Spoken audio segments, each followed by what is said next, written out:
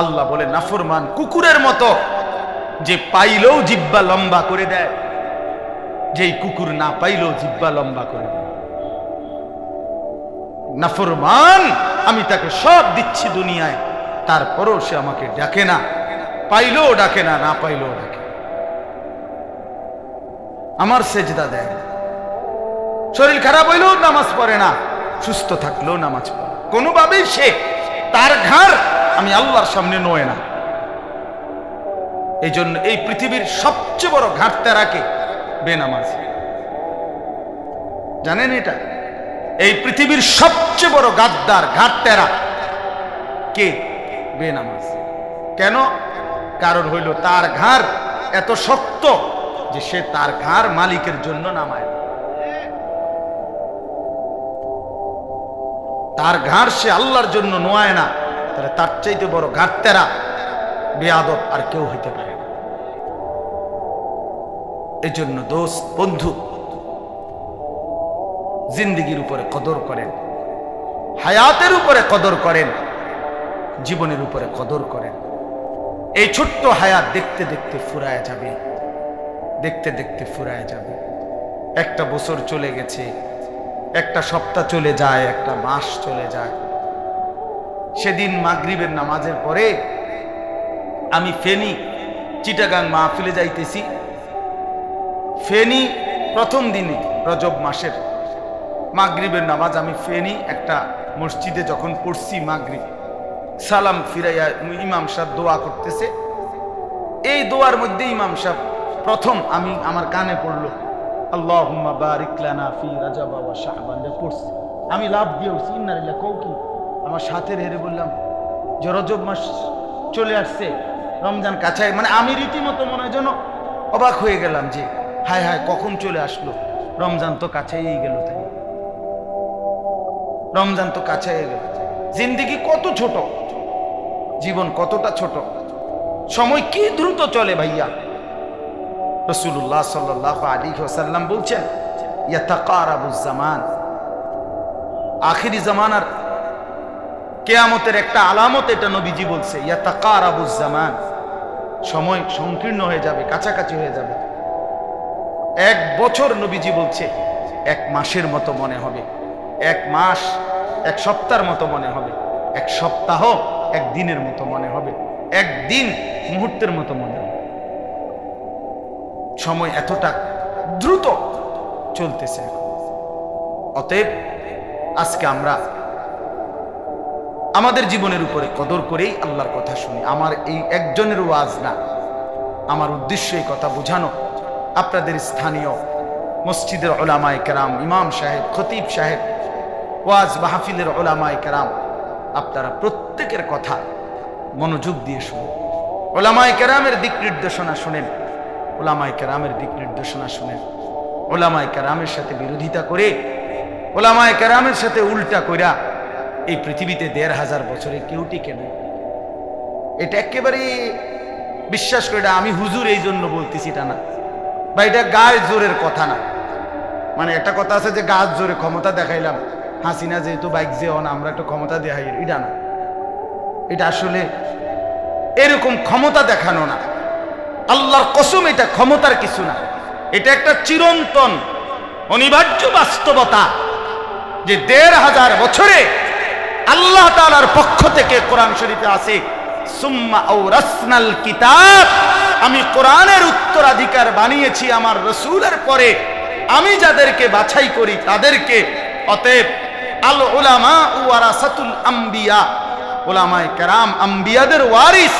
এই ওয়ারিস শব্দটা আল্লাহ কোরআনে ব্যবহার করছে, নবীও হাদিসে ব্যবহার করছে। কাজে উলামায়ে কেরামের মনোনয়ন আল্লাহর পক্ষ থেকে, রাসূলুল্লাহর পক্ষ থেকে। এটা আবেগের বিষয় না, উড়াইয়া দেওয়ার বিষয় না, এটা ষড়যন্ত্র করলেই হবে না। এই জন্য ১৫০০ বছর ইসলামের এই ১৫০০ বছরের ইতিহাসে পৃথিবীতে সংখ্যাগরিষ্ঠ মুত্তাকি উলামায়ে কেরামের বিরোধিতা করে যেই ধর্মের নামে, ইসলামের নামে, দ্বীনের নামে যত কাজ করতে চাইছে, কোনোটাই আল্লাহর কসম টিকে নাই, আল্লাহর কসম টিকে নাই। এটা ইতিহাসের বাস্তবতা, চূড়ান্ত বাস্তবতা। পৃথিবীতে কোন উলামা বিদ্বেষী ব্যক্তি দ্বীনের কোনো কাজ করে টিকে থাকতে পারে নাই।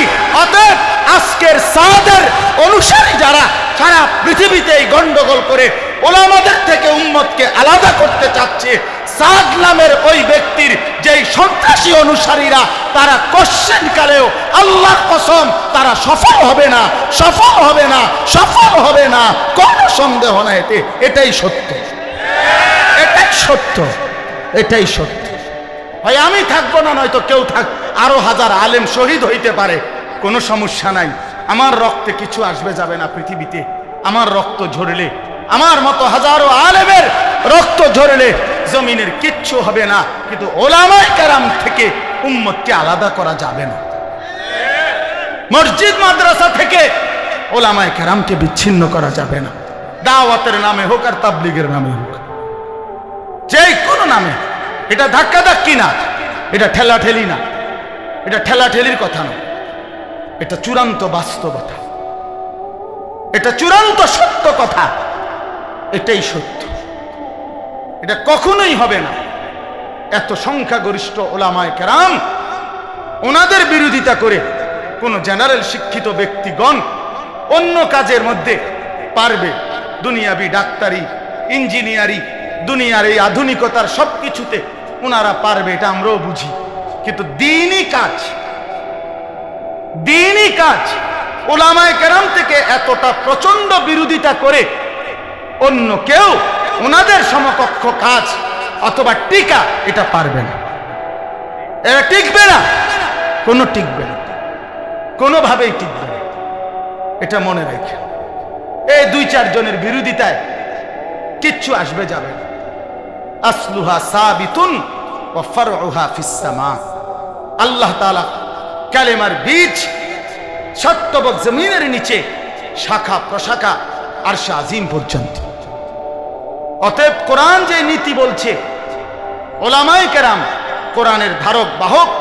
রাসূলুল্লাহ সাল্লাল্লাহু আলাইহি ওয়াসাল্লাম বলছেন, এটা বলে ইজারাদারিরা যে আপনারা হুজুররাই সব না, আমরা হুজুররা সব বলি না, কিন্তু ওলামায়ে কেরাম যে জিম্মাদারি, দাওয়াত, তালিম, তাবলীগ, তাজকিয়া, জিহাদ, ইসলামের এই কাজগুলো ওলামায়ে কেরামের নিগরানি তত্ত্বাবধান ব্যতীত হবে না, হবে না। আপনারা একটা জিনিস খেয়াল করে দেখেন, বাংলাদেশের চারদিকে গলিতে গলিতে, রাস্তায় রাস্তায়, মোড়ে মোড়ে আলহামদুলিল্লাহ মাদ্রাসা, ছোট ছোট মাদ্রাসা, বড় মাদ্রাসা, নুরানি মাদ্রাসা, হাফিজি মাদ্রাসা, কওমি মাদ্রাসা, অনেক চারদিকে হচ্ছে কিনা বলেন, বলেন না হচ্ছে কিনা বলেন। এখন একটা চিন্তা করেন তো, কেউ যদি বলে, আমরাও অনেকে বলে, এত মাদ্রাসা কা, এত মাদ্রাসা হচ্ছে কেন? তা আমিও তো বলি এত মাদ্রাসা হচ্ছে কেন, আমারও তো প্রশ্ন এটা মিয়া, এত মাদ্রাসা হচ্ছে কেন? কিন্তু উত্তর কি? আপনি আগে বলেন যে এই জমিনের মধ্যে তো একটা পাতাও পড়ে না আল্লাহর ইচ্ছা ছাড়া, ঠিক কি? তাহলে এত বড় একটা মাদ্রাসা হয়ে গেল আল্লাহর ইচ্ছা ছাড়া। একটা পাতা যেখানে পড়ে না আল্লাহর ইচ্ছা ছাড়া, সেখানে এতগুলো মাদ্রাসা হয়ে গেল, হাজার হাজার, গলিতে গলিতে, গ্রামে গ্রামে, গঞ্জে গঞ্জে, আল্লাহর ইচ্ছা ছাড়া হয়েছে। তাহলে বুঝাই গেল আজকের দুনিয়া, আগামী দিনের সমাজ নিঃসন্দেহে এটা প্রমাণ করে যে সর্বত্র এই মাদ্রাসাগুলোর প্রমাণ করে যে সমাজের দিন মজুর, ঠেলাওয়ালা, কুলিওয়ালা, একেবারে নিম্ন আয়ের মানুষটাও চায়, স্বপ্ন দেখে আমার সন্তান হাফেজে কোরআন হবে। সমাজের সবচেয়ে উচ্চ পদস্থ ব্যক্তি, রাষ্ট্রের সর্বোচ্চ ব্যক্তিরাও, তারাও স্বপ্ন দেখে আমার ছেলেটা কোরআনের হাফেজ হবে। তাইলে বুঝাই গেল নিঃসন্দেহে আগামীর পৃথিবী, আগামীর বাংলাদেশ কোরআনের বাংলাদেশ, আগামীর পৃথিবী শুধুই কেবল ইসলামের পৃথিবী। অতএব কয়জন ওলামায়ে কেরাম কয়জনের বিরোধিতা করবে, কয়জনকে হত্যা করবে, কয়জনকে শহীদ করবে, প্রতি মুহূর্তে উম্মতের নতুন নতুন কিশোর বাচ্চা আগামী দিনের আলেম হওয়ার জন্য মাদ্রাসায় ঢুকছে, ঢুকতেছে, ঢুকতেছে, ঢুকতেছে। অসুবিধা নাই, আনিসুর রহমান শহীদ হলে সমস্যা নাই, তার দুই সন্তান আগামী দিনে ইসলামের কথা বলবে। আমার দুই ছেলেকে আমি বলে দিছি, ভূত যদি কোনোদিন শোনো তোর বাপ নাই তো তুই বলবি বাপ, আল্লাহর কথা বলবা, কোরআনের কথা বলবা।